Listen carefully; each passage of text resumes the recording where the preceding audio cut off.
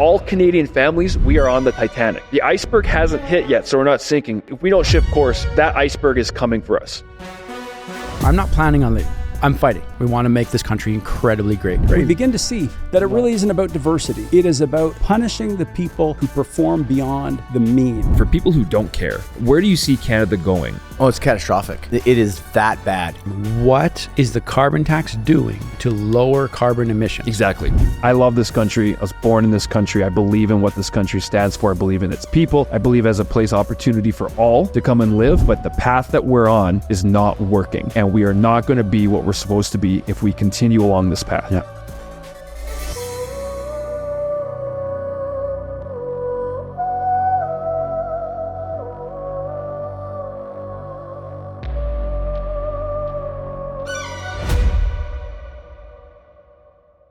Citizens, we are in the studio back with you guys again, 12 days out from the Canadian election. We're so Welcome. back.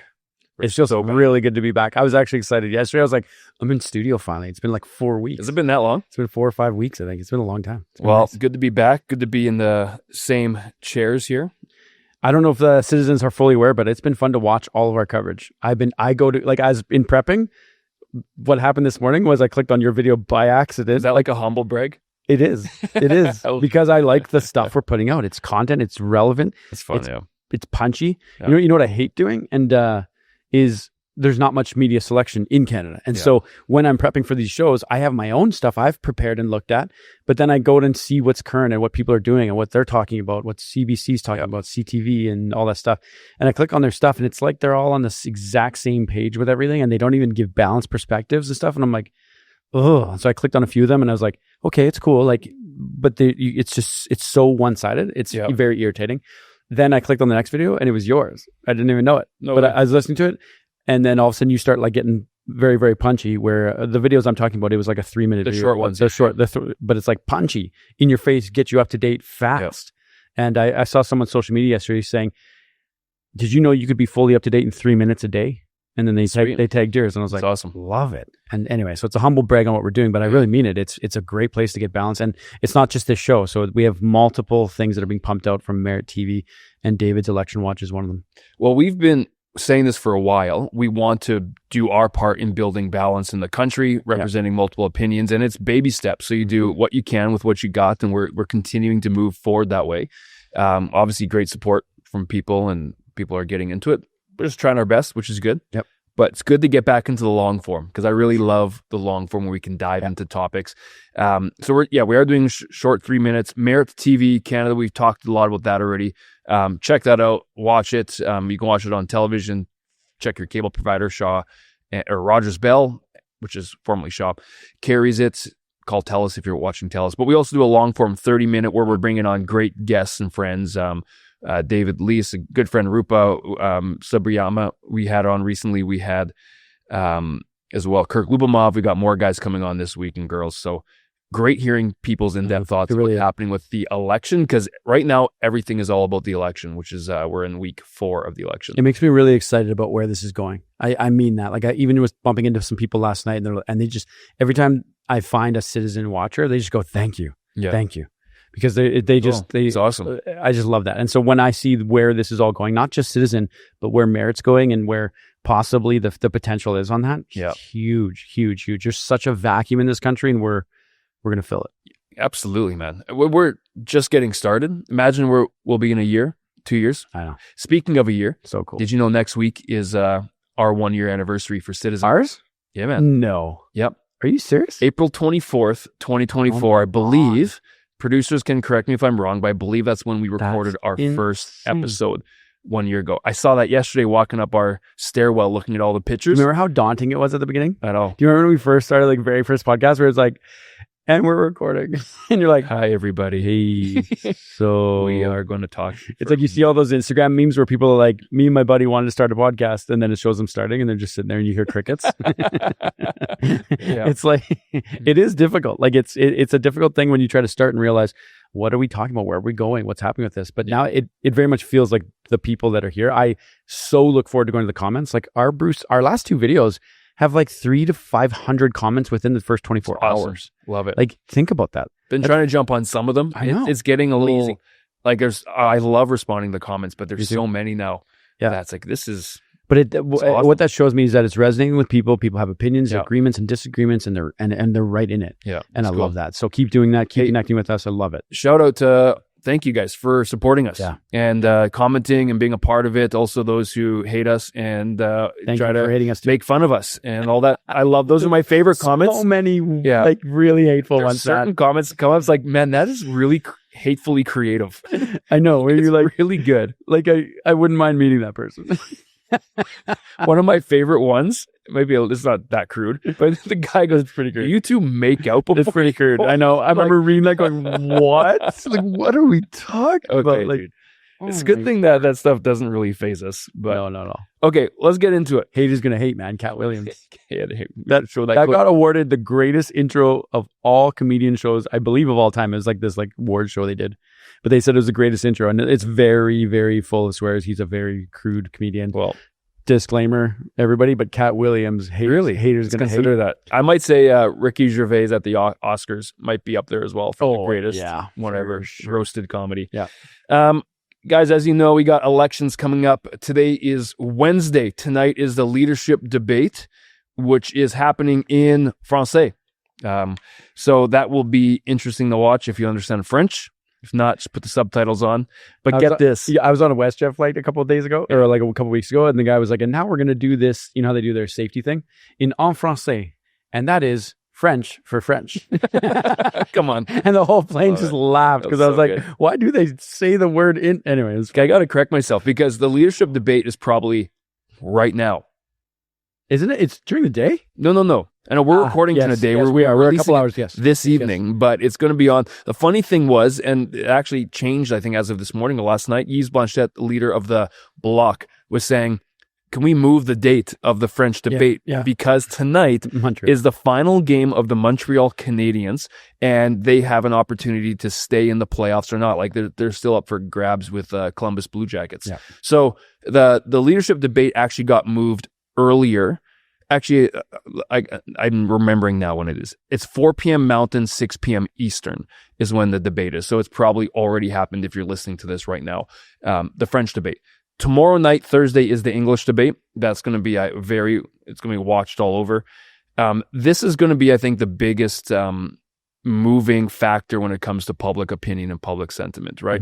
It's interesting seeing Pierre is a seasoned politician in the sense of he is used to going back and forth with people in the House of Commons. He's very polished in answering questions for interviews, and he knows the stuff. He practiced. He's got a great team around him. He's well spoken. Carney is a poor communicator. He's not polished in the sense of being used to being questioned and challenged. We've seen some short fuses, maybe some condescension in his remarks to, which is ironically enough, it's been all female reporters that he's snapped at, like Rosemary Barton. Oh, interesting. Rosemary, look within yourself. I'm not sure you remember when she asked a legitimate question about the blind trust, and he pushed back. And there's another one recently where he says, I hope you need to check your sources before you write articles. And anyways, my point is Trump has changed how politicians answer questions.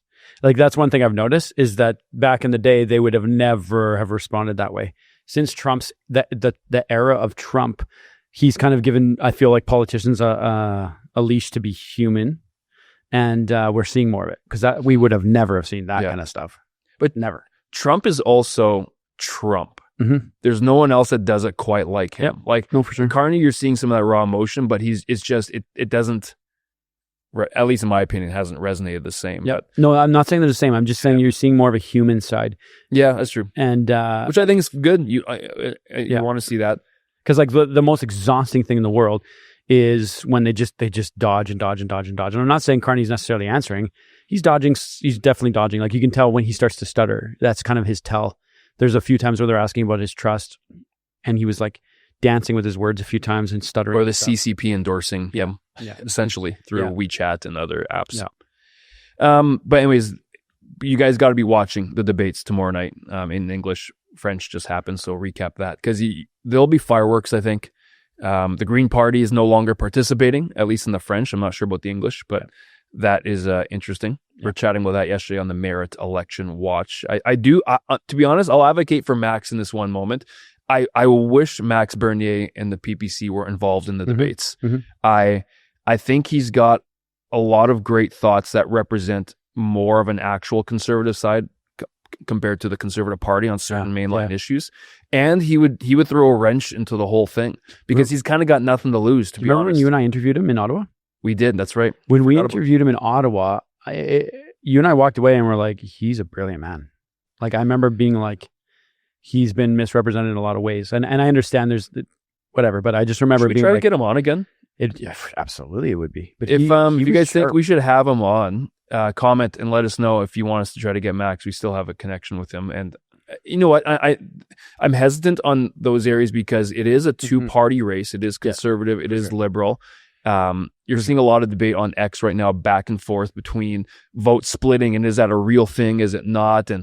And For sure it is. 100% it is. Yeah, no. But I also understand that there are people who are voting truly according to their values, and they might have issues with maybe certain things the Conservative Party is giving up on, not giving up on, but they're giving in on. Yes. That might not be true hardline conservative issues where Max is like real straightforward. But even good friends of ours who we respect say Max is not even a true conservative, and who knows what he's like. My point is saying is right now, I think in the situation that the country is in, you have to really think strategically, where is my vote going? Because what is necessary and what's a pipe dream? Yeah, exactly. It seems like there's only two real choices. To not vote for one is to vote for the other in the situation we're in. Well, maybe we'll let the comments. We're going to honestly let the comments decide. If there's overwhelming response of getting them on, then we'll reach out. How about that? Yeah. Is that a deal? That's a deal. First thing first, I want to get to this because I think this is top of mind. There's an article that came out on Monday, the 14th, regarding Liberal leader Mark Carney renouncing. Because if you saw the article from Citizen, I wrote about Mark Carney and his 3 citizenships. He's got 3, or at least had 3 citizenships: Canadian, Irish, and British citizenships. And I brought up the idea, not just for Liberals, for all party candidates, should there be a precedent that is set where if you are running for office, or for sure for the highest office in our country, should you only be a citizen of Canada? I think there's some legitimate questions that need to be asked, because when you have multiple citizenships, guess what? You also have multiple loyalties. Like when you take an oath of allegiance, which is required for some citizenships, what are the processes? And obviously taxes become a situation.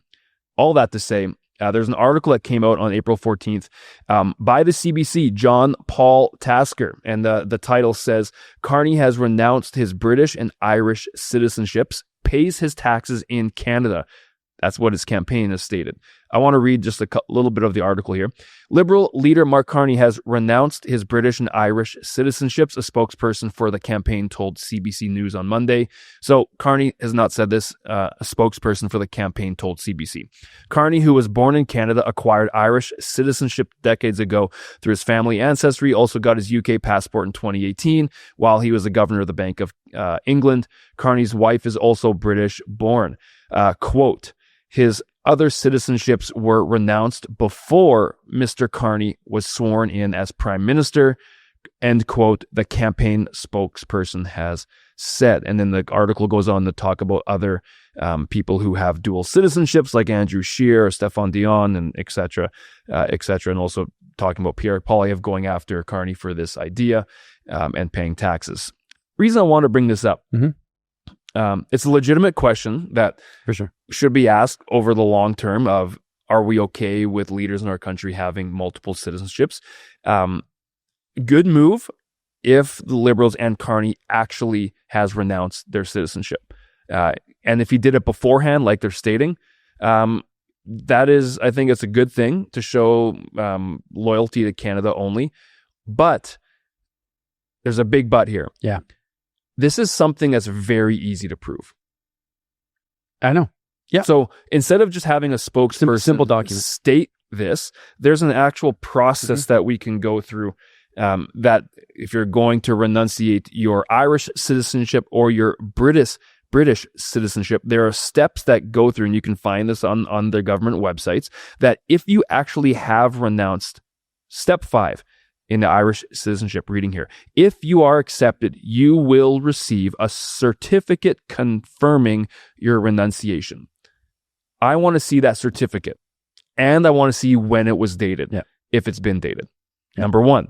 I also want to see the citizenship renunciation for the British citizenship or passport that he received. Was that actually? Because if you do, you will have a slip of paper that says, and you're not just stating the word that I renunciated it. I don't think we're going to see that, but also, but why? Like the reason I think why is because it's not legally required.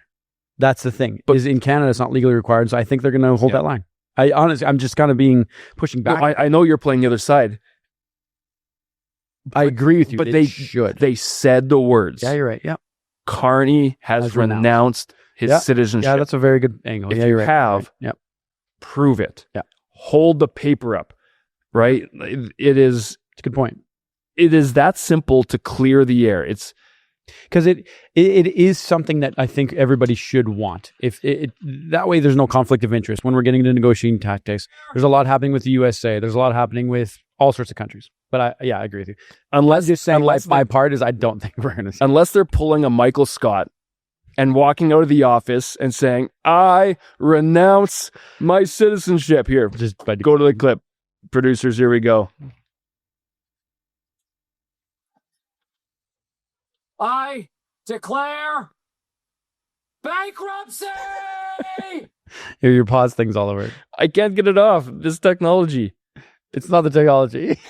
Dude, I legit, my phone will not allow me. Computers do what they're told to do. Declare bankruptcy! Paul's going to fix that. Yeah, we'll fix it. Or someone will fix that.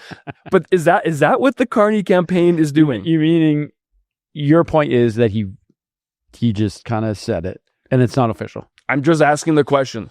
Yeah. If you said you've done something and there's proof of it, why wouldn't you prove it? The other governments say we will provide proof if you're accepted. Yeah, that's interesting. Yeah. No, it's a serious thing because we don't want leaders who easily lie about things. Yeah. And if you can easily prove I'm not lying, it actually does. I will commend you, Mark Carney, if you renounced because I wrote an article saying you shouldn't be having this. Yeah. I will commend you that you've actually renounced that, done the work, and here's the paper just to prove it. Yeah. Like, is it a situation where they know it's good? Mm-hmm. I intend to renounce my citizenship, but I'm not actually going to do it until I find out what's going to happen with the leadership race and all of these things. And then maybe I'll get to it after the fact. Like I'm saying, there's misleadings and we allow leaders too much leeway on words and we don't challenge and look up. And that's responsibility of citizens to demand and hold leadership accountable. Mm-hmm. Leadership we put in place. So we help us with this. We want to see this. And at the second part of this, Jeremy, the CBC, is this more fake media and fake news, not doing proper journalism, just getting a line from a campaign spokesperson, not even Carney himself, and writing a whole article on it, and then using the rest of the article to justify other people who also have multiple citizenships. It's almost like the opening statement doesn't matter because the rest of the article is justifying other people who have multiple citizenships too. Did this guy, what's his name? John something. John Paul Tasker, as a journalist, did you do your due diligence and see this certificate of renunciation? Yeah, and you think if he did, he'd throw in the article. That's for sure. So anyways, I think that's, if it's more fake news, that's why Merit TV and what we're doing needs to keep moving forward. No, for sure. Thoughts on that? Yep. No, we do need that. I agree. What are your guys' thoughts? Let us know as well. If you've seen something, if we're like totally off and you actually have shown a paper, I cannot find it anywhere from what I have been looking. But from best of my knowledge, there has not been any proof of that. It's only come from a campaign spokesperson's mouth. So big issue, big deal. Because it is a big deal. This is truth or lies. That's what's more important than that. Yeah, that's, I feel like, have you ever heard the saying, if a politician's mouth is moving, they're lying? You know what I mean? That we live in a world where that's what's believed about politicians. And so I agree with you. I think maybe I'm too used to dealing with politicians' answers because there's a cynical side to me. It's like, will we say it? Probably not. Do we? But care? let's change that. I know. I agree with you. I agree. Dog on the bone. I agree with you. You said these words. Carney did not say this. Spokesperson, campaign spokesperson. Carney has renounced his citizenship. That is black and white. Yeah. Anyways. Let's see it. Let's see it. You know what? I'm glad that we're divided on this because I think it's important that you're taking this stand on this because we need it. We absolutely do. And just so everyone's clear, if Andrew Scheer was still running for Conservatives and this was whatever the exact same thing would be. I would ask the same questions because I want a leader who's loyal to Canada. I want a leader whose taxes are going to Canada. Why? Because it shows that they have vested interest in Canada. And did you see did you see the ad with him and with Mark Carney and Mike Myers? You want to show it? Yeah, let's show the original one because you have it. I have the 22 I can minutes get the original version one here. Give me a second here. Yeah, pull up the the thing about it was it was virtue signaling at best. Mike Myers, let me just look it up. Let's call it culture signaling. Oh yeah, I gotta say that again, Andrea. Yeah, I think Jeremy's gonna go first. I got mine disconnect here. The thing about it was virtually signaling at best, and it seems like this. What is it? Who was it that remade it? This hour is 22 minutes. Saw that, which is refreshing. It's cool. They saw that and they decided let's go after it. It's pretty funny. So here's the original. 58 seconds. Give me a second. Let's go. Mr. Prime Minister, Mike Myers, what are you doing here? I just thought I'd come up and check on things. You live in the States. Yeah, but I'll always be Canadian. But you live in the States. Yeah, so?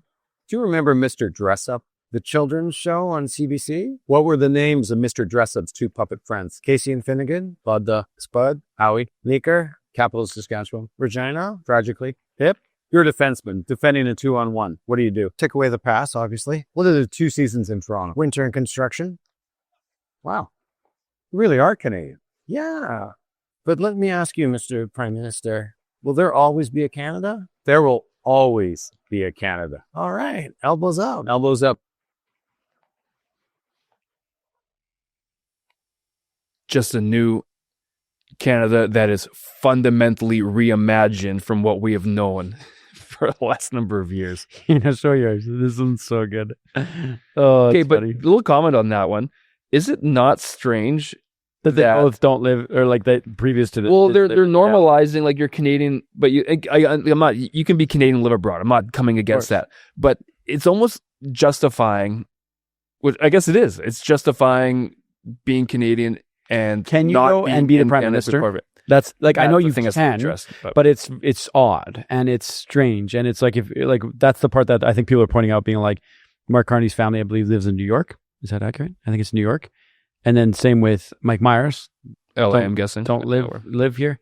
So that's the part that's really strange. Like it's like you're on the team. You're on the team. Yeah. And you have chosen to live elsewhere, or your family has. Canadians have a right to live where they want. You can still be Canadian and live. No problem with that.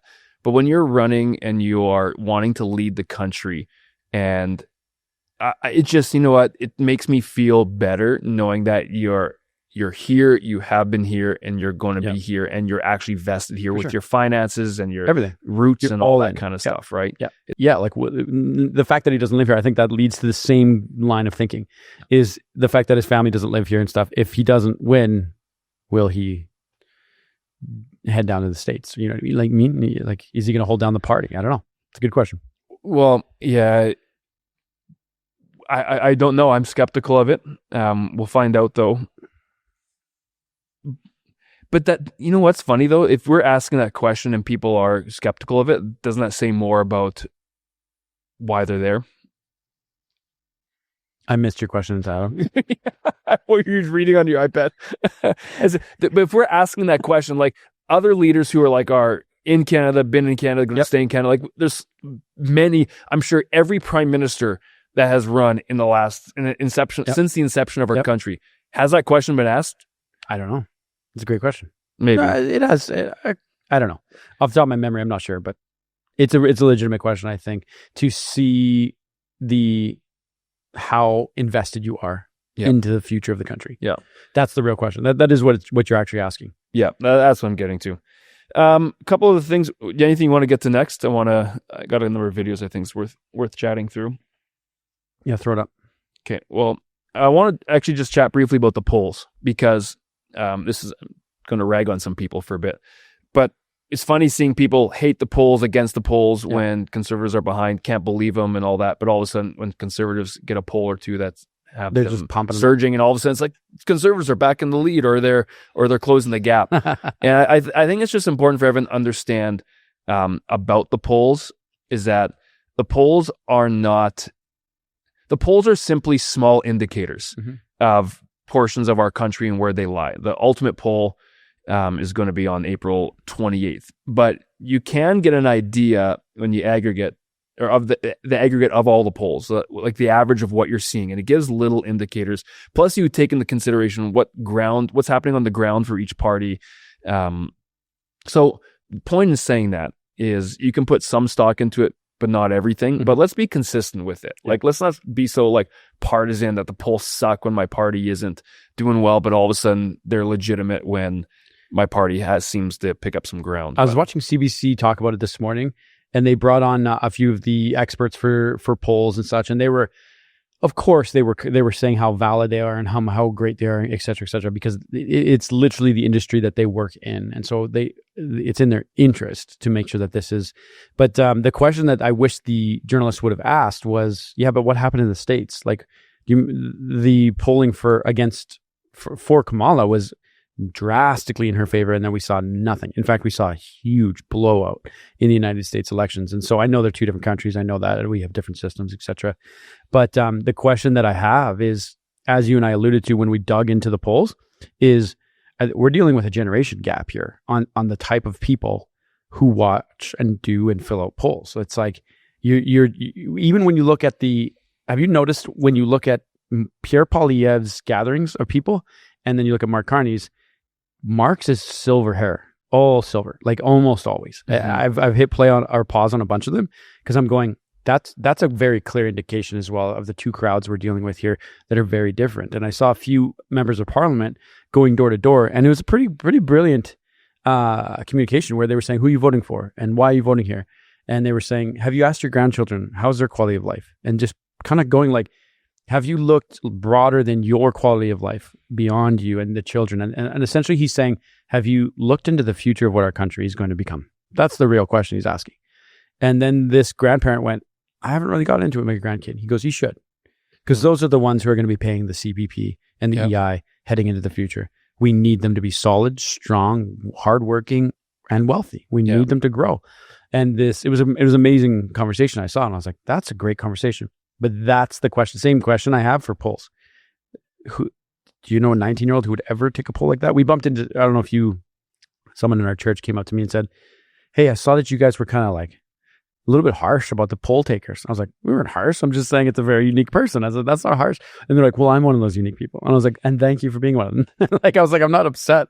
I'm not harsh either. I'm just saying, not generally going to be an 18, 19-year-old, 25-year-old, 27-year-old, 30-year-old, not even like a 40-year-old, I don't think would take those typically. But it's just a different crowd. And that's what I'm saying is it's a representative of a very small group of people, a very unique group of people. You and I are we're going to do an episode in the next number of weeks, maybe next month or so, with several young people that are emerging into the job market, 18, 19, 20-year-olds who can vote, but are out of school, and we want to just get kind of their raw, unfiltered. These aren't personalities, aren't guys who have YouTube channels, just your everyday people that want to be able to succeed and go for it, to kind of get their raw thoughts on as a truly young person entering into this world out of school. What do you see? Do you feel hopeful? What's the outlook? What are you wanting to do? Do you think you can buy a home? Like, it's going to be interesting to see what their raw thoughts are on that. So I'm looking forward to doing that. I feel like, I'd be very curious, and I'm looking forward to that. But like something, do you remember where mine and Tamara's first house was? On Walden there, on that first entrance in? We bought that side-by-side house. How old's Sloan? She's 11. She was just born. So about 10, 11 years ago. And it was $323,000 all in. We put about probably $25,000 to $30,000 of upgrades in it. And we were financially stretching ourselves. I remember like counting every single dollar to be able to pull that off. And that's 10 or 11 years ago. And that was $323 all in it with taxes. Our mortgage payment was $1,570 a month. And we were trying to make that work. It was difficult. That same property now, 11 years later, the one across the street, which is the exact same design as mine, they're all like replicas, $623,000. Mm-hmm. More, or just about double, $20,000 shy of double the price. That's the question I have, being like, as a young 20-year-old, how can you afford it? Almost $700,000 side by side. Yeah. Like, see, all these things are results of policy that control. There's obviously, as we know, over time, money does change, but when you have your Canadian dollar versus the US dollar dropping, you've got interest rates that change when your country is constantly printing money and your debt is ballooning, when you don't have wages rising as fast as home is because of lots of reasons, but one of the major ones too is uncontrolled immigration that's coming through into our country. These are all policy issues that affect the everyday lives of people. And my point I'm kind of pointing to is that if you are in your 60s and 70s and you've had your home paid off for a number of years, and you've had your car paid off for a number of years, and you don't have any debt because you've been responsible, and for that I say power to you. That's awesome. But that person's perspective is going to be very different than the 22-year-old trying to buy a $623,000 side by side. You know what I mean? It's like, they're incomparable when you're coming into the job market and the house market from when late boomers who were 20s that were buying homes and working jobs and all that. That it is in, what's the right English word? Worlds apart. Yeah, exactly. So my thought that I'm trying to go down here is like, to the person who has the car paid off, the house paid off, no debt, no credit card debt, maybe they're in CPP plus their retirement plus their investments, et cetera, which is, again, awesome. That's how it should be. We should try to get as many citizens there as possible. I'm not speaking down to it. I'm just saying, where will they see the cost of life in Canada, cost of living? Where will they see it? Food and travel, which they're probably not frequent travelers. So food and gas. Yeah. That's about it. So from their perspective, they're going, it's not that bad, guys. It's not that bad. And they're not exactly on realtor shopping for houses. You know what I mean? So if their perspective is not going to be the same, not even close. I think to add to that as well, like that definitely contributes to the mindset of people who and how they vote. Mm-hmm. I think another big factor that's going on, and you're seeing this in Canada being represented with regional divide, in the sense of you can call it an East and West versus West type of idea. That's why you're seeing so much sentiment that's growing in Alberta about independence and separating, because it feels like their interests are not represented. But it comes down to this, I'll even call it like a 1776 mentality. It's almost like this reckoning again, where, and the reason why 1776, that's the United States, the inception of the United States of America. And that's when they separated from, that's the official date when they separated from the crown. And that represented, for the Americans, liberty. Yeah. Liberty is a type of freedom, but from government and government overreach and overrule. They did not like the way that government of the Brits were running, with the crown being all encompassing. And Bruce Party touched on this with using the term managerialism. What kind of government do we want? Do you want a government that is a manager of your life? Meaning they're the ones that, well, the word is self-descriptive. They manage majority of the areas of your life. Or do you want a government that is out of the way, that simply provides an environment for free enterprise and handles major issues like military and border security and maybe some things like that, but really is out of the way? And this is, my point is, this is a difference that's happening with East and West. I think you see a lot of, and not everyone, obviously, but especially in the East is that people are okay with this type of government, right? In the sense of, and that's what Canada traditionally has been. Canada is not America. We've talked about this a lot in terms of how the constitutions are written. The rights and freedoms for individual citizens are very different and secured very differently. But the West, give or take, are almost having this 1776 moment of, I think I'm done with this type of government. I think I'm done with this managerialism that our government has been for the long time, and we want something And I want to different. bring clarity to what you just said, the type of policy that the government's doing.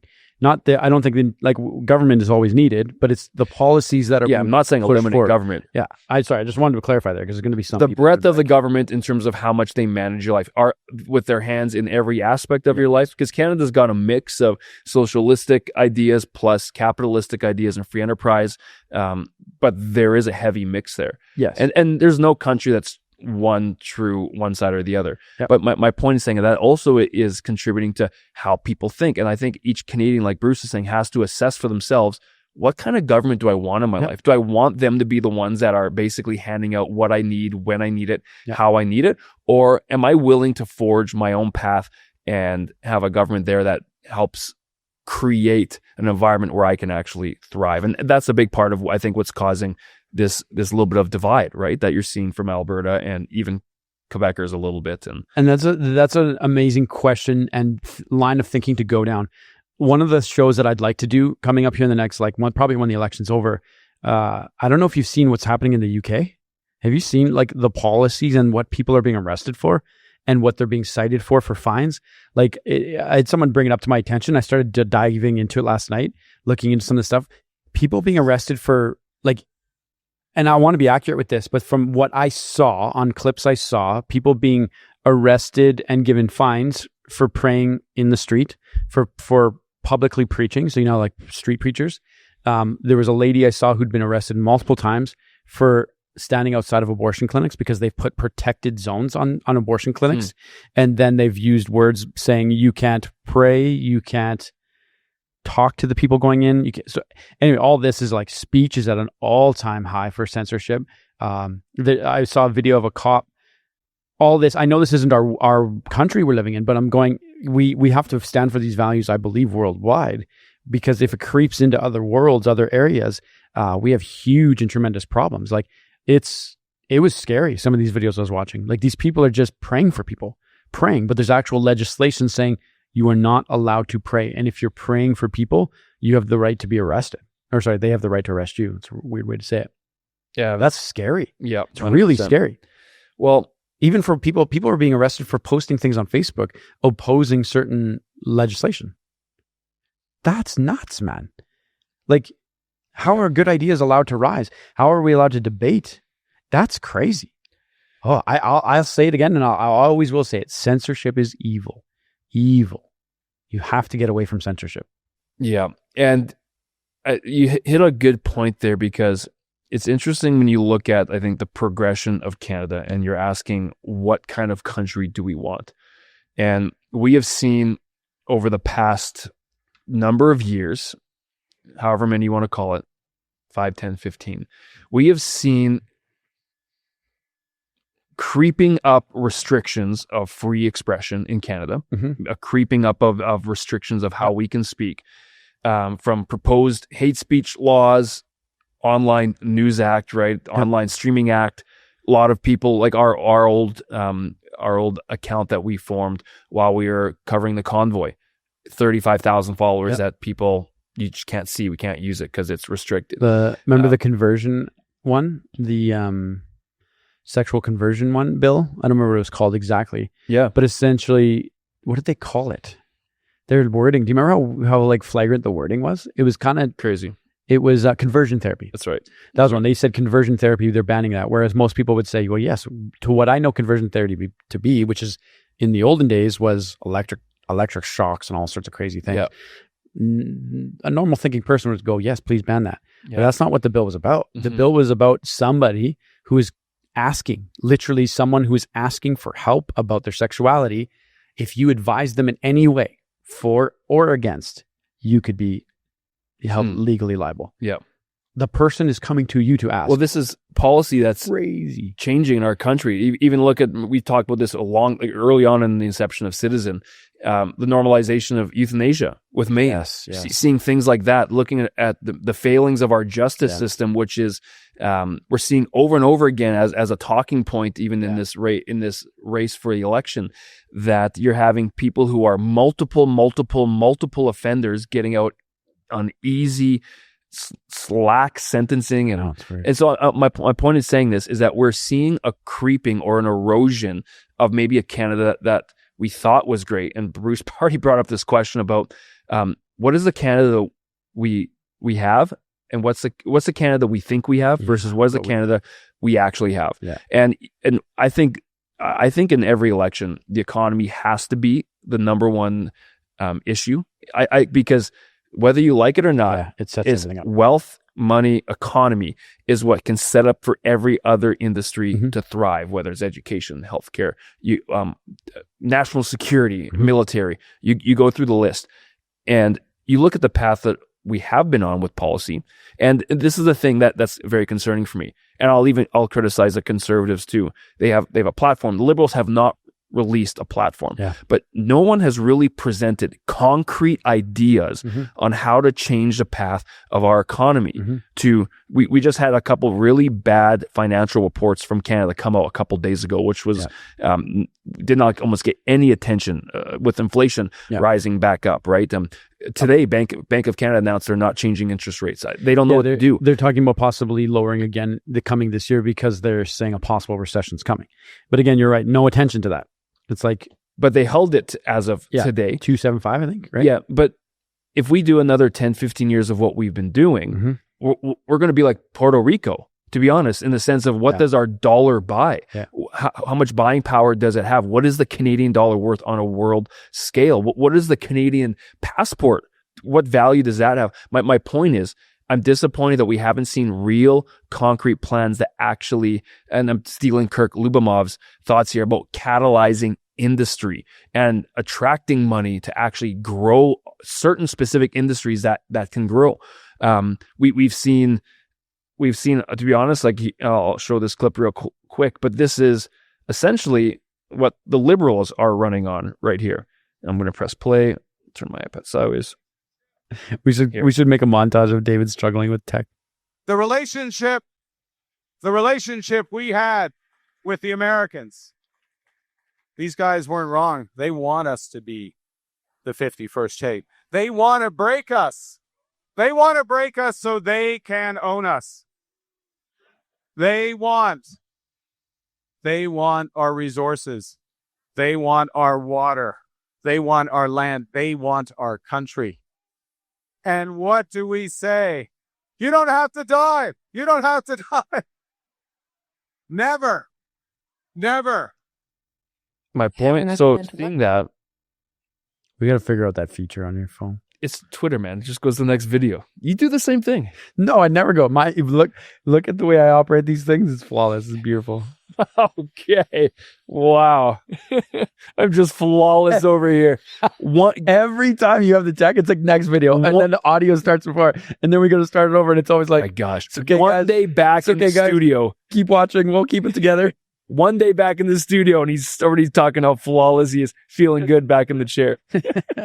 But the point is like that is for me, that's just pure fear mongering. Like, there's a lot of, like, Trump has definitely said things, 51st state and all that. But that's what the Liberals are running on. But I haven't seen, and if it's true, I want to see concrete plans about what you're going to do. The reason why we're in a situation where another country could propose, say, we want to figure something out with you, is because we're not viable on our own, or we're not strong, we're economically weak. If we were in a position where it's like, man, we got interprovincial trade, we've got money coming in from around the world, investing in tech, investing in oil and gas, investing in areas, we actually can afford to figure out, we don't need to trade with you as much as we thought. You know what? We'll come to the table. But both Conservatives and Liberals, and I think they're drastically wrong on this, are wanting to go tariff for tariff, fight for fight, which is when we're in a poor position, and none of them have actually given good plans. This is the problem.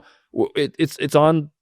Anyways, I digress. But you get my point, though. No, you're exactly right. And then, do you know what was said after that clip? Is there more to that clip? Because that's the question I have. There will be. Saying that alone is a scary thing to say.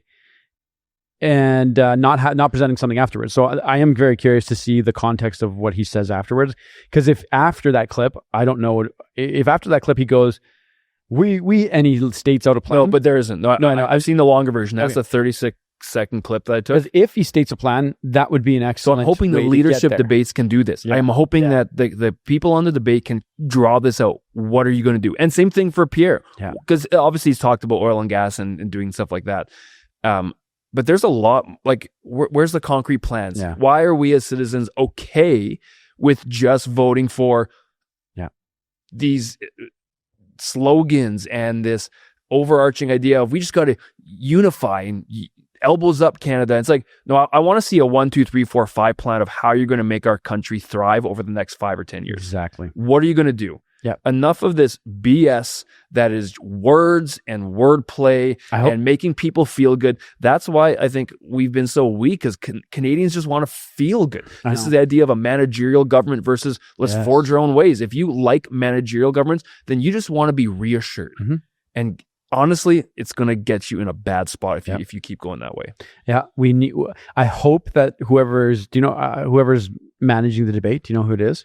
I hope that they're actually asking real questions and that they're prying and actually going after it. I hope that we discuss, what are you going to do about Trump? How are you going to handle him? Are you going to go to the table, or is tariff for tariff truly the best option? Is that what they actually think? Yeah. I hope we get some real great answers, because, gosh, my one thing I was going to say is at the beginning of the show, and I'm curious.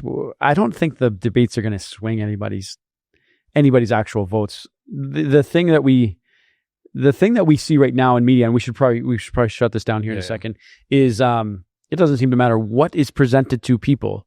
They're party loyal, and that's it. And that's the part that that's what I'm afraid of, the time and the era we're in, is party loyalty no matter what, and delusion is. Has it always been like that? I don't think so. I haven't been alive long enough to know, but I don't know. I'm really not sure. And I think that's the part that scares me a bunch, because alluding to the same conversation that I talked to, I think 2 shows ago, where I talked to that older gentleman, where I was presenting hard facts with details and numbers, and he just said I was wrong every single time. Yeah. Well, you know what? We're going to learn a lot. We, with Merit TV Canada, we've got just a promotional semi-truck driving around the country that's got a lot of information. But we got 2 guys with them, Austin and Dawson, and they're going to be grabbing people's stories, asking them, what do you think? If you see the truck, capture a picture of it, go over to it, find the guys, tell them what you think. You can follow, maybe someone can put up on the screen where you can follow the tracking the truck. They're on their way to Toronto and Ottawa right now. But I'm going to be interested to find out the stories they find. What do people think about the election?